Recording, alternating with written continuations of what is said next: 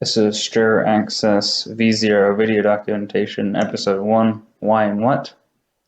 Astrarre Access API serves three functions as an API, an event API, and a permissions API. It's very powerful and cover all of those things.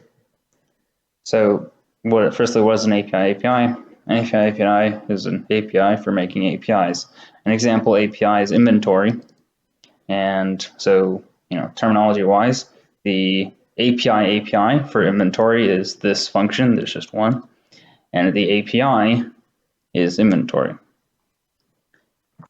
Vanilla only needs one, right? There's nothing like inventory, there's no fluid handler, there's no energy handler, whatever, there's just inventory, so it can get away with just a static function that handles inventory. However, for mods, right, there's all sorts of things that we can use, energy handler, fluid handler, item handler, etc. And copying, pasting this function, replacing inventory with fluid handler, whatever, is not an option. So we need a single API for making APIs like this, as well as, for example, getting capabilities or APIs from items. Vanilla doesn't need to get inventory from items, but mods do, so we need something for that as well. Another issue is that an issue with inventory is that cited inventory exists, or it's worldly container in ModMap.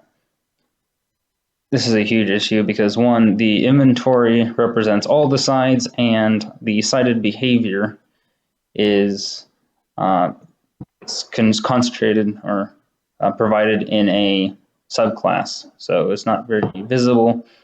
Again, for Minecraft, it doesn't really matter because it's just one thing. Who cares? But for mods, it's a pain in the ass. Another problem for mods is inventory provider. If you wanted to implement a inventory provider on a vanilla block, you would have to mix into it, or in the case of Forge, you'd patch it.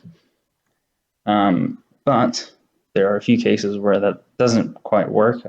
If the block doesn't have its own class, so for example, Cauldron has its own class, Cauldron block, but if the class doesn't have its own class and you have to use registry replacement, it has all issues associated with it.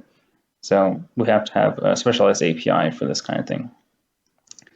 And as I said earlier, there's no way of getting inventory from items. So that's another thing mods need.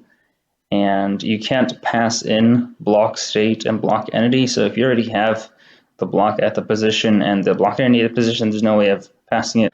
Astrarre's Access API, the main class is this class, the Access API Access class, and this param right here is the function.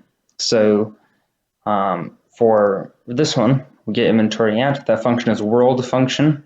So there's a subclass that adds a bunch of specialty methods for performance sake. So this is world function. It has the state, world, position, just like this, but you can pass additional information. You can just pass the world and the position. You can pass just the state, the world, the position. And so you can optimize that case. There are also subclasses. So if your block doesn't need to know the block entity, you can implement no block entity instead of whatever. And if you don't need to know the block state or the block entity, you can implement no block. So yeah, back to this. So how to use this? So this is a very basic example. You wouldn't actually use access, you use function access, which has, again, specialty methods for optimization. This is just a minimal example.